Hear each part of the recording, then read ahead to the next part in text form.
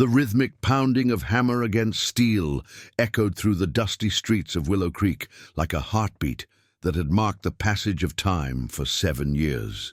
Inside his forge, Thomas "Silent Tom" Mackenzie worked with the focused intensity that had made him the most skilled blacksmith in 3 counties. His massive frame moving with surprising grace as he shaped red-hot iron into the tools and horseshoes that kept the frontier community functioning. At 34 years old, Tom stood 6 feet 4 inches tall, with shoulders broad enough to fill a doorframe and hands that could bend iron bars or handle a newborn foal with equal skill. His dark hair was perpetually dampened with sweat from the forge's heat, and his arms bore the countless small scars that marked a lifetime of working with fire and metal. What set Tom apart from every other man in Willow Creek, however, was not his size or his skill, but his absolute silence.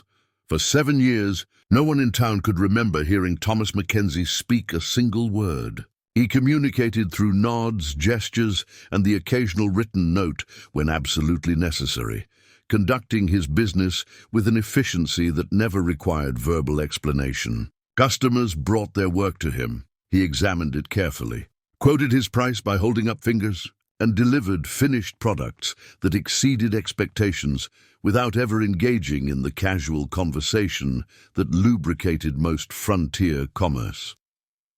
The townspeople had grown accustomed to Tom's peculiar behavior, creating elaborate theories about the source of his silence that ranged from war trauma to religious vows to simple misanthropy. Some claimed he had been struck mute by lightning during his journey west. Others insisted he had taken a vow of silence after some great tragedy in his past. The truth, known only to Tom himself, was far more complex and painful than any of the local speculation. Tom had not always been silent. In his youth, he had been known for his quick wit and storytelling ability, entertaining friends and family with elaborate tales of adventure and humor. That had changed on a terrible night 8 years ago, when words spoken in anger had led to consequences that haunted him still. The last words Tom had spoken in his previous life had been cruel ones, directed at his younger brother during a heated argument over a woman they both loved. Those words had driven his brother to ride off into a blizzard, where he had frozen to death trying to prove his courage. The guilt and grief had stolen Tom's voice as surely as any physical injury could have, leaving him unable to trust himself with the power of speech ever again. He had fled west to lose himself in hard work and solitude, finding in the forge a place where his silence was not just accepted but somehow appropriate. The rhythmic pounding of his hammer became his voice, speaking in a language of creation rather than destruction. The only person in Willow Creek who seemed to understand Tom's silence, who never pressed him for explanations or treated him like a curiosity, was Eleanor "Ellie" Patterson, the young widow who ran the town's boarding house. At 28, Ellie possessed a quiet strength that complemented Tom's silent nature, moving through her daily routines with the same focused efficiency that characterized the blacksmith's work. Ellie had arrived in Willow Creek 3 years earlier, fleeing from circumstances in Missouri that she never discussed in detail. Her husband had died in a mining accident, leaving her with no family and little money, forcing her to make her own way in a world that offered few opportunities for independent women. She had purchased the failing boarding house with her small inheritance and transformed it into the most respectable lodging establishment for 100 miles in any direction.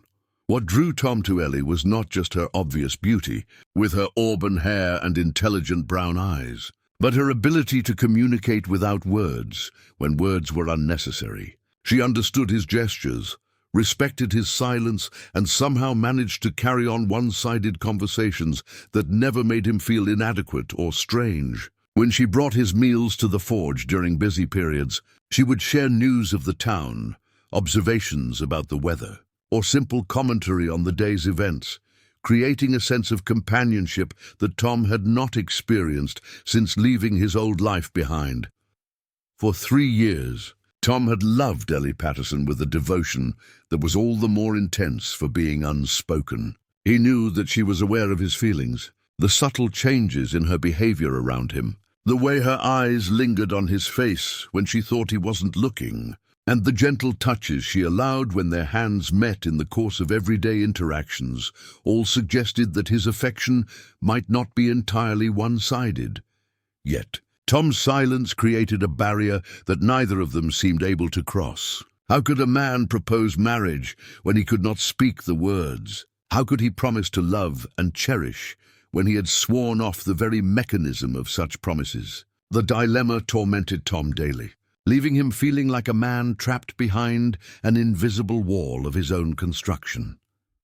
The situation had grown more complicated in recent weeks with the arrival of Marcus Crane, a smooth-talking land speculator from Denver who had been pressuring local property owners to sell their holdings to his development company. Crane was everything Tom was not: eloquent, charming, and aggressively confident in his pursuit of both business opportunities and personal conquests.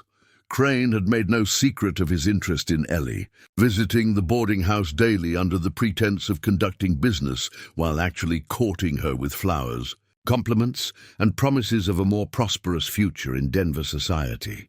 His attention clearly made Ellie uncomfortable, but her position as a businesswoman dependent on community goodwill made it difficult for her to reject his advances too directly. Tom watched these developments with growing anxiety and anger, his protective instincts warring with his inability to express his feelings in words. Every day that passed increased the risk that Ellie might eventually accept Crane's persistent courtship simply because no alternative had been offered, and Tom's silence made it impossible for him to compete with his rival's verbal seductions. The crisis came to a head on a sweltering Thursday afternoon when Tom looked up from his work to see Crane's fancy buggy parked outside the boarding house for longer than usual. Through the boarding house windows, he could see animated figures that suggested an intense conversation taking place inside.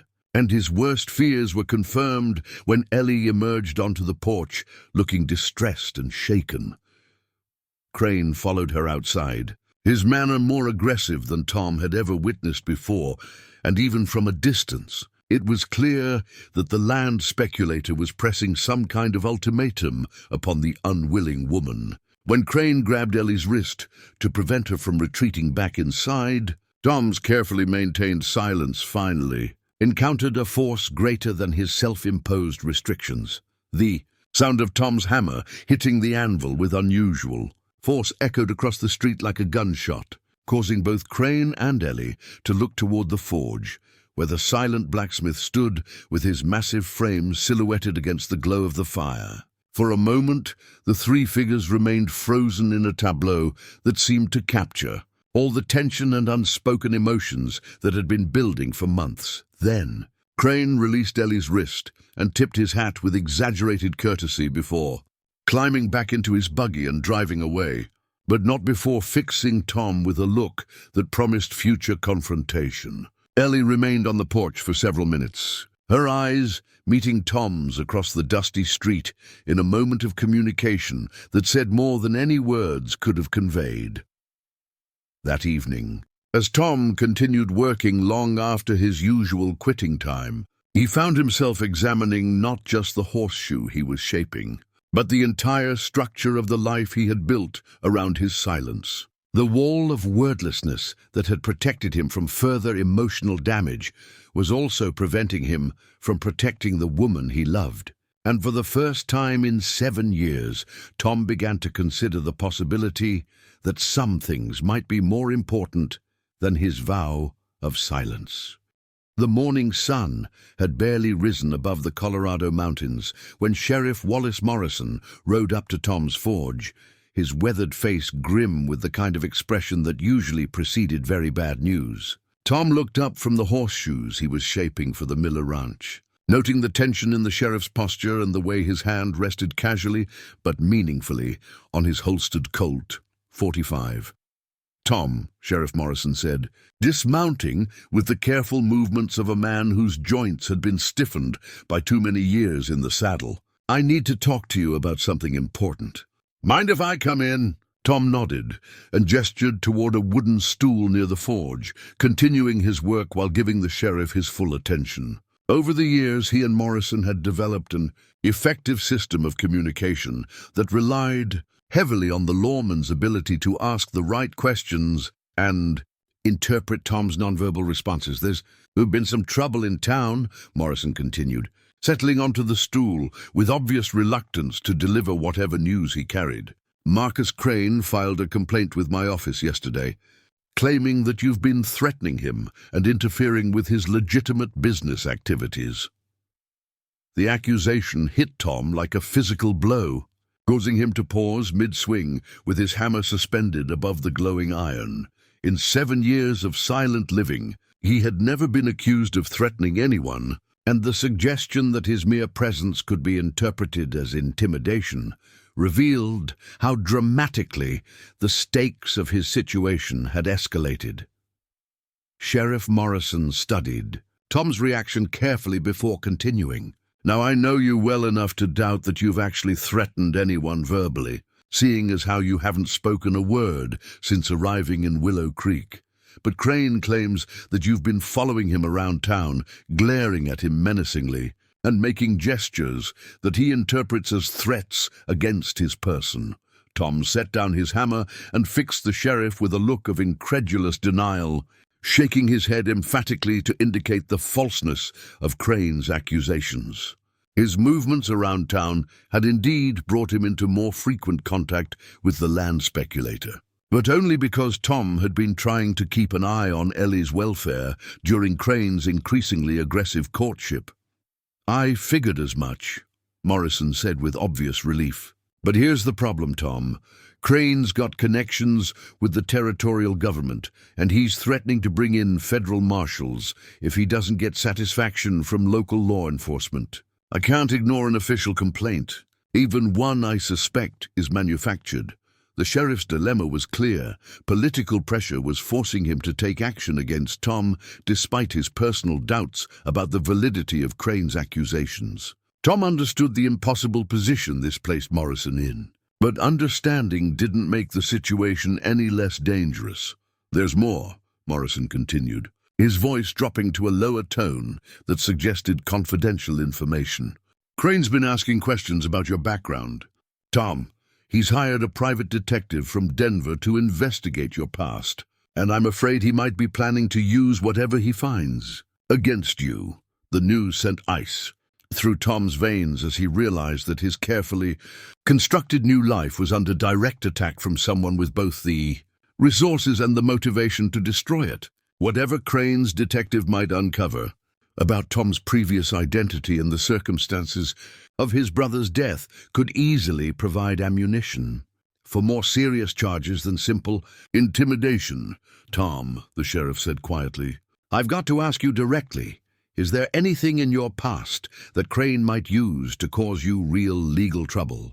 The question forced Tom to confront the possibility that his long-buried secrets might soon be exposed to public scrutiny. The argument with his brother, the cruel words that had driven the young man to his death, and Tom's subsequent flight west could all be twisted into evidence of violent tendencies or criminal behavior by a skilled lawyer with ulterior motives.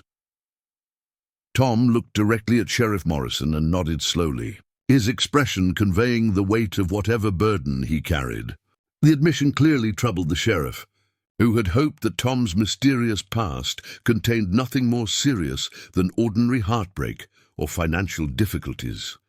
Damn, Morrison muttered, standing up and pacing around the forge as he considered the implications of Tom's acknowledgement. Tom, I've got to ask you to consider leaving town, at least temporarily. If Crane's detective turns up evidence of criminal behavior, I won't be able to protect you from arrest and extradition. The suggestion that Tom should flee Willow Creek hit him harder than any physical blow could have. This town had become his refuge. His forge had become his sanctuary, and most importantly, Ellie Patterson had become the center of his carefully rebuilt world. The thought of abandoning her to Crane's mercies while he ran from his past like a coward was unbearable. Tom shook his head firmly, his jaw set with the kind of determination that had carried him through 7 years of silent exile. Whatever consequences his past might hold, he would not abandon the woman he loved or the life he had built through honest work and patient dedication. "I was afraid you'd say that," Morrison sighed. "Tom, I respect your courage, but you need to understand what you're up against. Crane's not just trying to pressure you into leaving town, he's trying to eliminate you as competition for Miss Patterson's affections. If he can get you arrested or run out of town, he'll have a clear field for his courtship." The sheriff's analysis confirmed Tom's own suspicions about Crane's motivations, but it also revealed the true scope of the threat facing both him and Ellie. This wasn't just about land speculation or business competition. It was about a powerful man's determination to possess something he wanted, regardless of the cost to others. "There's something else you need to know," Morrison continued, his voice carrying a note of urgency that made Tom look up from the horseshoe he had been absently shaping. "Crane's been pressuring Ellie pretty hard to accept his marriage proposal. He's threatened to ruin her boarding house business if she continues to refuse him, and he's got the political connections to make good on that threat." The revelation that Ellie was being subjected to the same kind of coercive pressure that Tom was experiencing filled him with rage that threatened to overcome his customary self-control. The woman he loved was being terrorized by a man who used wealth and influence as weapons, and Tom's silence rendered him powerless to defend her through conventional means. "Tom," Sheriff Morrison said, noting the blacksmith's obvious distress, "I know this is hard to hear, but you need to face facts. Crane's got money, connections, and the law on his side. Unless you're prepared to fight fire with fire, you're going to lose everything you care about." The challenge implicit in Morrison's words forced Tom to confront the fundamental limitation that his silence imposed on his ability to protect what mattered most. How could he defend Ellie's honor when he could not speak in her defense? How could he counter Crane's verbal manipulations when he had voluntarily surrendered the power of speech? That evening, as Tom worked alone in his forge, long after the rest of the town had settled down for the night, he found himself examining the tools of his trade with new eyes. Each hammer, each tong, each carefully shaped piece of iron represented not just his skill as a craftsman, but his transformation from a man whose words had caused death into someone who created useful things with his hands. The irony was not lost on him that the silence which had protected him from causing further harm with careless words was now preventing him from protecting the woman he loved from a predator who used speech as a weapon. For 7 years, Tom had believed that his self-imposed muteness was a form of penance that honored his brother's memory. But now he began to wonder if it was actually a form of cowardice that dishonored everyone he claimed to care about. Acidity. Sound of light footsteps outside the forge caused Tom to look up from his brooding to see Ellie Patterson approaching through the darkness, her face pale with distress and her usual composure shattered by whatever crisis had driven her to seek him out at such an unusual hour. "Tom," she said, her voice trembling with emotion, "I'm sorry to disturb you so late, but I didn't know where else to turn. Something terrible has happened." Tom immediately set down his tools and moved toward Ellie, his protective instincts overriding every other consideration, as he saw the fear in her eyes and the way her hands shook despite her attempts to maintain control. "Crane came to the boarding house tonight," Ellie continued, her words tumbling out in a rush of anxiety and desperation. "He said that unless I agree to marry him within the week, he'll have you arrested for threatening him, and then he'll use his connections to destroy my business license." "Tom, I don't know what to do. I can't let him hurt you, but I can't marry a man I despise." The sight of Ellie's distress, the knowledge that she was being coerced into marriage to protect him, finally pushed Tom beyond the breaking point that had contained his voice for 7 years. The woman he loved was suffering because of his inability to speak in her defense, and the time for silence had passed. The moment of truth is approaching. Will Tom finally break his 7 years of silence to protect the woman he loves? Subscribe to our channel and hit that notification bell to see the incredible conclusion of this powerful story. The dawn sky was painted in shades of fire and gold when Marcus Crane arrived at Ellie Patterson's boarding house with Sheriff Morrison and 2 federal marshals from Denver, their official badges glinting in the early morning light like harbingers of legal doom. Tom Mackenzie watched their approach from his forge, his massive hands steady on his hammer, despite the knowledge that this confrontation would determine not just his own fate, but Ellie's future as well. Crane had clearly spared no expense in orchestrating this final assault on Tom's freedom and Ellie's independence. The private detective's report must have contained enough damaging information about Tom's past to justify bringing in federal law enforcement. And the presence of the marshals suggested that serious charges were about to be filed. Thomas Mackenzie, one of the marshals, called out as the group approached the forge. "You're under arrest for making threats against a federal land agent and for questioning in connection with a death that occurred in Kansas 8 years ago. The mention of the Kansas incident confirmed Tom's worst fears about what Crane's investigation had uncovered. The circumstances of his brother's death, twisted by hostile interpretation and presented without context, had apparently provided enough ammunition to justify serious criminal charges.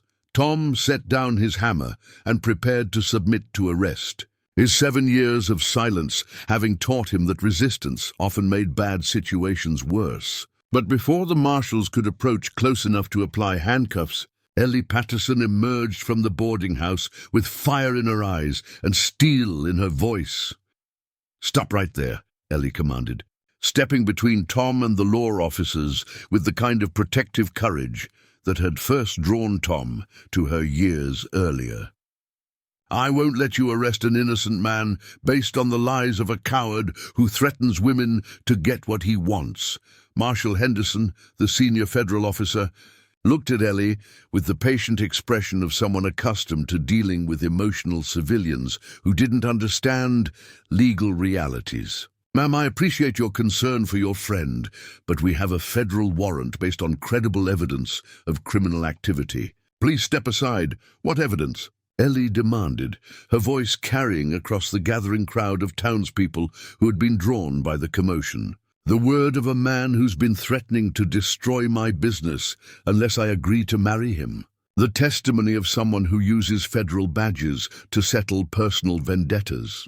Crane's face flushed with anger at Ellie's public accusation, but his voice remained smooth and controlled as he addressed the crowd. "Miss Patterson is understandably upset, but the facts speak for themselves. Thomas Mackenzie has a history of violence, and his threatening behavior toward me is simply the latest example of his dangerous tendencies." "That's a lie," Ellie shot back, her composure finally cracking under the pressure of watching the man she loved being railroaded by corrupt officials. "Tom Mackenzie is the gentlest, most honorable man I've ever known, and everyone in this town can testify to his character." A murmur of agreement rose from the assembled townspeople, many of whom owed their livelihoods to Tom's skilled work and fair dealing. But Sheriff Morrison's expression remained grim as he addressed the crowd's growing unrest. "Folks, I know Tom's a good man, but federal law is federal law," Morrison said reluctantly. "These marshals have jurisdiction, and I can't interfere with a legitimate arrest warrant." It was then that Marcus Crane played what he clearly believed was his winning card, producing a thick legal document from his coat with theatrical flourish. "Miss Patterson, since you seem so concerned about Mr. Mackenzie's welfare, perhaps you'd be interested to know that all charges against him could be dropped if certain accommodations could be reached." The implied bargain was clear to everyone present: Ellie's agreement to marry Crane in exchange for Tom's freedom. The corrupt official was using the federal justice system as a personal weapon to force a woman into marriage, and his confidence suggested that he believed his plan was foolproof. "Never," Ellie said firmly, her voice carrying across the street with absolute conviction. "I would rather die than marry a man who perverts justice for personal gain."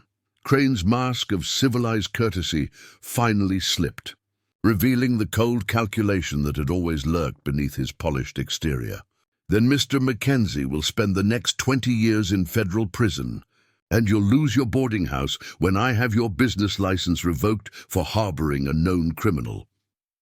The threat was the final straw for Tom Mackenzie, who had spent 7 years believing that silence was the price of redemption, but now understood that some things were worth risking damnation to protect. The woman he loved was being terrorized by a predator who used legal authority as a weapon, and Tom's silence was enabling rather than preventing injustice.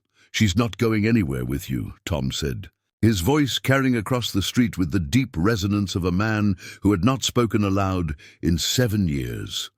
The effect of Tom's words on the assembled crowd was electric. Townspeople who had known the silent blacksmith for years stared in shock at the sound of his voice, while the federal marshals paused in confusion at this unexpected development. "She's my wife," Tom continued, his voice growing stronger with each word as 7 years of enforced silence gave way to desperate truth. "Ellie Mackenzie is my lawfully wedded wife, and I won't let anyone threaten or coerce her." The declaration hit the crowd like a thunderbolt, transforming the entire dynamic of the confrontation in a single sentence. If Ellie was indeed Tom's wife, then Crane's attempts to force her into marriage constituted a serious federal crime, and his use of official authority to pursue a married woman made his actions even more legally questionable. Ellie stared at Tom in amazement, her eyes filling with tears as she realized what his declaration meant. By claiming her as his wife in front of federal officers, Tom was not only breaking his 7-year silence, but also providing her with legal protection from Crane's harassment. "Is this true, Mom?" Marshal Henderson asked Ellie, his professional demeanor shifting as he began to understand the implications of what he was witnessing. Ellie looked at Tom, seeing in his eyes the love and determination that had been wordless for so long, and made her own leap of faith. "Yes," she said clearly, moving to stand beside the man who had just risked everything to protect her. "I am Mrs. Eleanor Mackenzie, and my husband has never threatened anyone in his life." The lie was delivered with such conviction that even people who had known both Tom and Ellie for years began to question their own memories. Had there been a secret wedding that somehow escaped public notice? Was the boarding house proprietress actually the blacksmith's wife? Crane's face went pale as he realized that his carefully orchestrated plan was collapsing before his eyes. "That's impossible," he sputtered.